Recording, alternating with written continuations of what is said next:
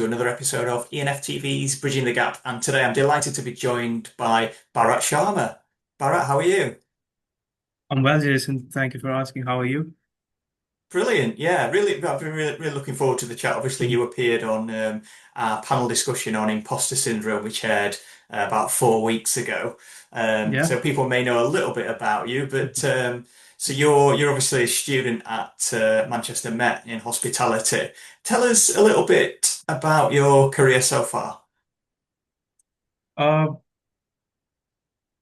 well, where do I begin? So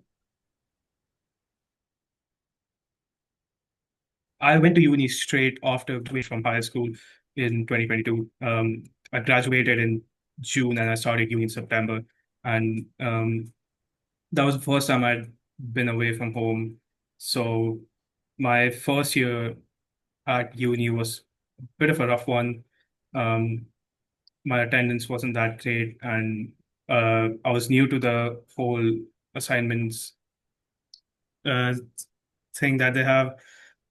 So it took some getting used to then, and but the experience from the get-go was amazing. Man, met my lectures were amazing, and the coursework was very interesting and very engaging. And you had field trips to, we saw the Concorde at Manchester Airport. We there were trips to Switzerland as well, which they do every year. And then um, when second year started, I had obviously adjusted a bit better, so I started to engage more, and um, I got a part-time job working at the Lowry Hotel, and yeah, just uh, I really flourished as a student from second year, and uh, I know my lecturers might watch this, so I can't even lie there. But yeah, second year is where I started to really flourish and really, form connections and bonds, and uh, yeah, uh I also went to Switzerland in second year, which was one of the best trips of my entire life, I can very confidently say. And even there, the activities that the university had planned out were great. And um, we were staying at the IMI campus with the IMI students there, and the students as well. It was so fun meeting others, uh, who are studying the same things as we do, but in such a different way, culturally and even academically. And uh, we visited Zurich, we had wine tastings, and all in all, second year was a blast. And to top it all off, I won the Merit Industry Engagement Award in second year, um, which was might have been the highlight of university, honestly.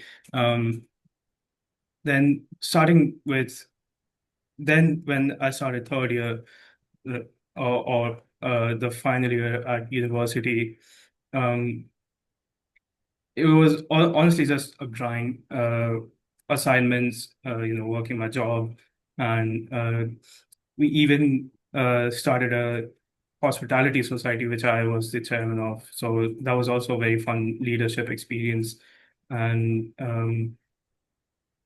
yeah, that's about it for me.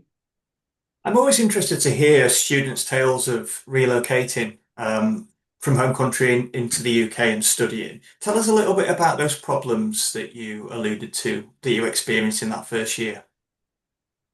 Well, the biggest problem that I faced was homesickness, and just, being Yeah, away from home for that extended period of time. Because usually, even though if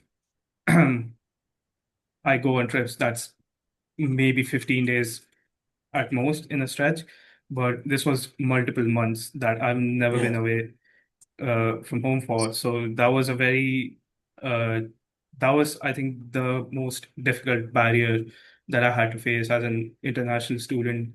Um, I would say that culturally I wasn't impacted that much because Okay. I'd been studying English all my life and just kind of grew up around that culture, watching the Premier League and just um, even my uh, preschool was a former British preschool, from the colonial times. So uh, from that very small age, I had been exposed to the culture very much. So culturally, I did not face much of an issue. Um, but apart from homesickness, there wasn't really anything that I found difficult. I mean, uh, I am capable enough to cook for myself, so that was taken care of. And apart from that, I found ways to keep myself busy, and I had very good flatmates in first year, so that was also very helpful. But yeah, I think the only biggest and only challenge that I faced was homesickness. Okay. And that's yeah, I can imagine that's quite a big thing to overcome. But overcome it you did. So from year one, missing lessons, finding it hard to integrate and get your head round to year two and then going into year three where Pamela says that you're pretty much star student in your cohort. How did you manage that? Was there a point when you thought I really need to kind of I don't know, adapt, put more effort in, or change my outlook? What was there any kind of moment where you thought, yeah, this has got to change? Well, I'm sure you've heard of the saying that absence makes the heart grow fonder. So Yeah. when I first, my first summer back from the UK, which was, I think, the summer of 2023, um, being back here and just um, sort of seeing how I lived back in India, and then, just that whole paradigm shift and atmospheric and cultural shift, I found myself being homesick for Manchester at that point. So Brilliant. when I got back, I was more appreciative of everything, and just the sun shone brighter, and the people were nicer, and everything was so nice. So that Has the was sun ever shone in Manchester? okay. You've caught me there, but when it does shine, it shines brilliantly. Um, Yeah.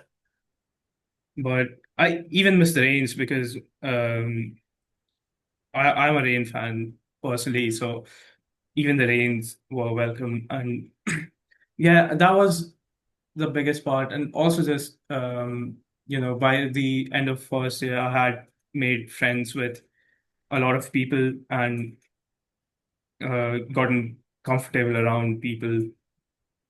So that also helped. You also work or worked for the Lowry during your time studying. Tell us a little Yeah. bit about that. So um, I got a job through Adrian Ellis. Uh, Basically, I we had an event uh, from university. It's the first event back. They do it at the start of every year, um, and so Adrian Ellis was a guest at that event, and one of our lecturers, Chris Mitchell, said to just basically go ask him for a job if you need one. So a few of us asked him, and that's how I got my job as the conference and banquet assistant at the Lowry. So I Now, think the job Adrian is, was GM, wasn't he, at the Lowry, and he does a lot for the hospitality scene, particularly in Manchester. Is that right? yeah, that's right. He's a very prominent figure for the hospitality industry here in Manchester. And he was GM at the Lowry at the time. And um, my job itself was, the run-of-the-mill events assistant job. You're Yeah. serving food, setting up, and just making sure everything is running smoothly. And I, I, I had, I built a sort of a rapport with my manager Emma, and even Adrian and my co-workers there. So uh, even there, with time, I started to feel comfortable. Although I didn't work as many shifts because I was still focusing most of my time at university. But um, yeah, and then I think in the next year, 2024, that is, Adrian left the Lowry, and the current general manager, Vicky Marshman, joined. And I've even had the pleasure of being her mentee um, in final year through the mentorship scheme that Manchester Met runs, which basically pairs you up with a general manager or any other manager that you prefer. And they sort of mentor you through the years. So I was mentored by Vicky, which was again a very brilliant experience. I got to learn so much from her about running the business and sort of how hospitality molds you in a different kind of person. Um, and um, yeah, that's basically a snapshot of my job experience. How was so you obviously your love for hospitality was born in India, was it? And you decided to kind of come over to the UK to kind of pursue those dreams, is that right? Yeah, so I like hospitality because it's a very hands-on business. You have to be present, and you're interacting with people a lot, and just um, you're in the midst of you're in the midst of things. You're not just sitting in an office and working from there. Like, you have to be present, and I like the you know I like seeing people smile and be excited about hospitality from Yeah, like a customer standpoint. Like someone will walk in and they'll just be amazed. Like, oh, look at the lighting, or look at the architecture, or look at the view, it's so beautiful here. um, yeah.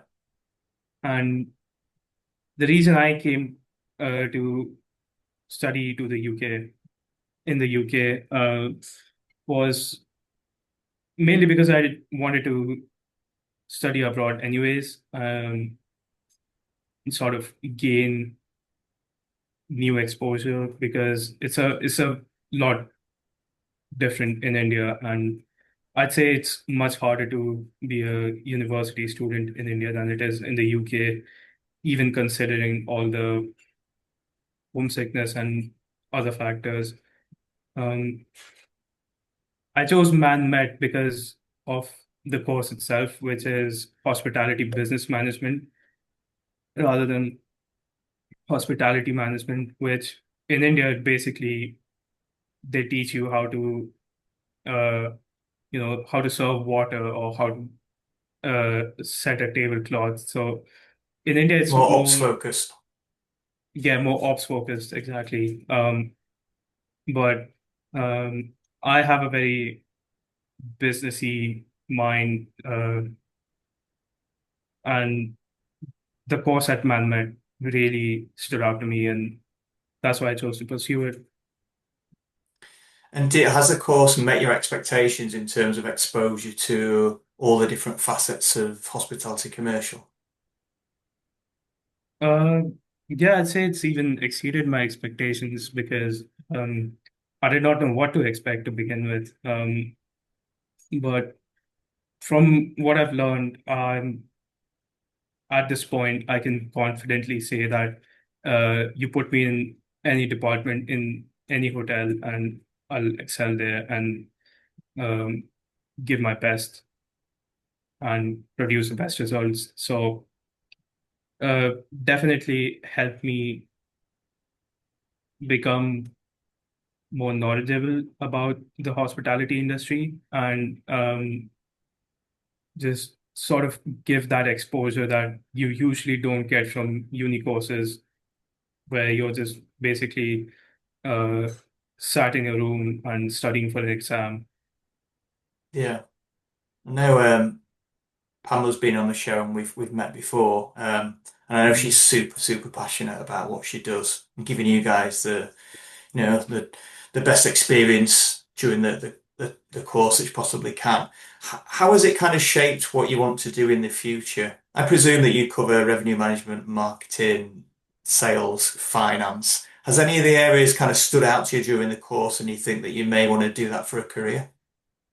Yeah, so revenue mentioned of has stood out to me the most amongst all the things because for me that's where the magic happens in any business and not just hospitality because you see the numbers and you see them grow and you have to constantly ask questions why is this down or what did we do here to get such good results and just sort of mix that gut instinct and um, data driven decision making to uh, truly make your business successful. Um, but uh, yeah, that's my main interest. And then obviously other facets of hospitality like marketing or sales. We've also covered in university, and they've uh, they were very interesting to learn as well because um, it's the your when you're running a hotel, your main goal is to sell rooms and get people in. And I realized that there can be so many different ways that you can take and so many paths you can walk and just to get to the same road. And for me, the beauty of it all is that uh, it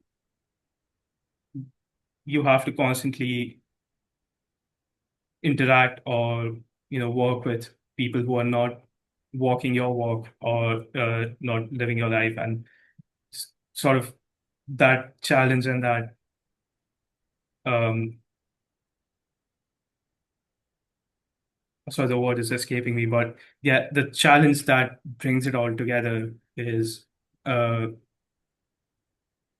what makes me even more interested in the hospitality industry and excited for it.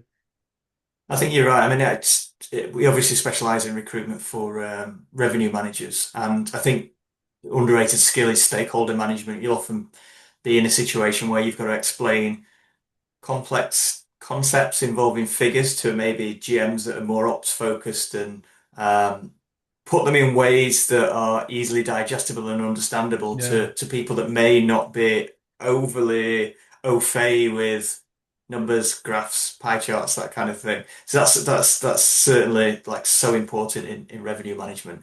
Give us just a brief overview of the revenue management portion of the course. For instance, did you have any particularly brilliant guest lecturers from revenue management come and see you? Did you get to play with the simulation software?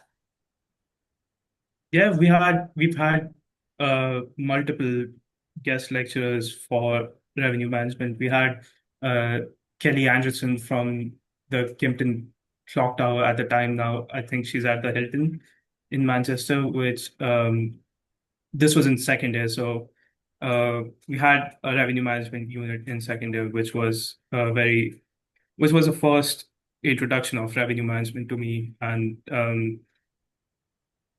just learning about it all and just doing all the coursework just really had me going. Um, and then in final year, we also did a hospitality simulation. It's called HOT, so that's hospitality operations, tactics, and strategy.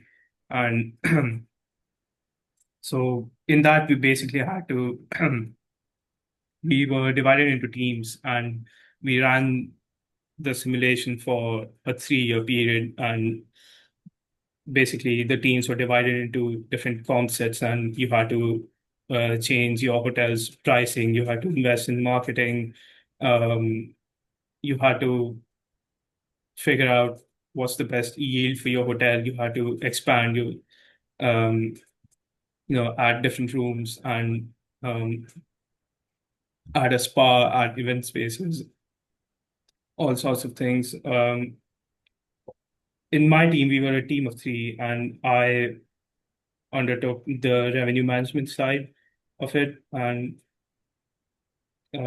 that's where my first hands-on revenue experience sort of came in. And I was even more excited then because it was in my hands. It was tangible what I was doing, and I could see the results. Yeah. So that was uh, really fun to do. And even though it got stressful at times, I think that stress was the part of it.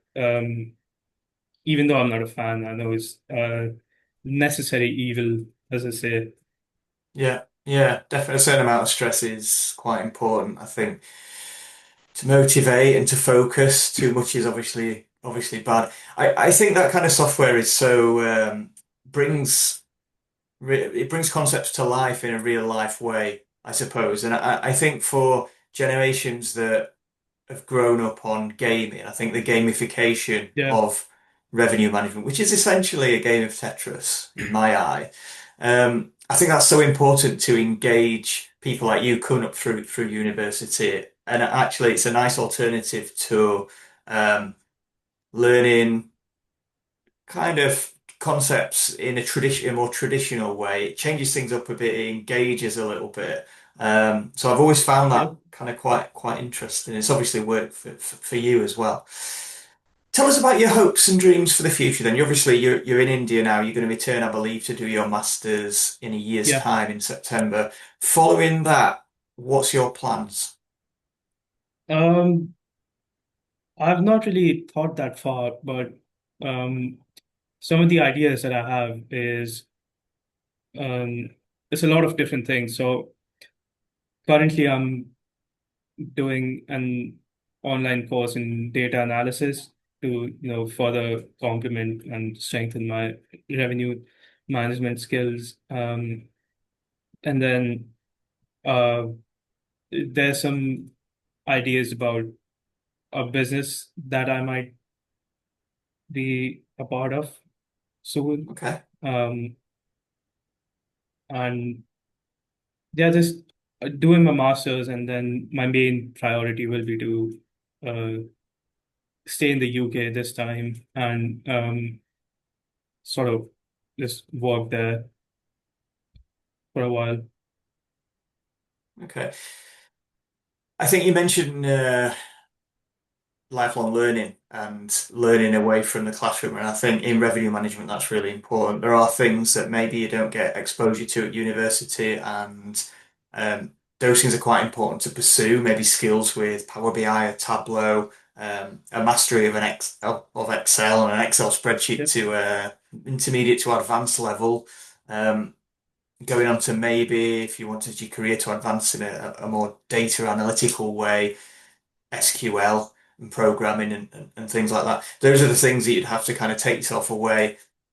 And let's face it, it is the age of online learning. You could do those fairly easily Yeah. and fairly cheaply off your own bat. And you're obviously the kind of guy that values things like that. I mean, I was introduced to you by Pamela at Manchester Met, and you put your hand up and said, "Yeah, I want to be the student that you invite to appear on the podcast that we did recently on imposter syndrome." I think that kind of attitude in you is really good. You've shown it at Oh, you university when flatter me. well, I think it's all valid, to be honest, Bharat, from what I know about you. You were keen to come on this podcast, keen to come on the last podcast. Um, you're obviously one of the star pupils from talking to Pamela at Manchester Met, and you're doing a lot. You've obviously chosen to work throughout your studies, and you're doing a lot of additional learning alongside other commitments that you've got. on as well. So I think that's commendable, to be honest, and I look forward to seeing how your career will progress from here on in. Thank you, Jason. I'm looking forward to how I do as well. I honestly don't know. Who knows? Who knows for any of us what the future holds? But listen, I'm not sure what time Indeed. it is in India right now, but I've got a feeling it's probably later than you want to be up. Is that right? It's only 7 p.m. It's not that late. Ah, okay. I Um, thought it was a little bit later than that. So 7 p.m. is okay. I better let you yeah. go and relax, watch Netflix or maybe learn SQL or something like that. But thank you so much for joining me. Thank you for having me again, Jason. It's always a pleasure.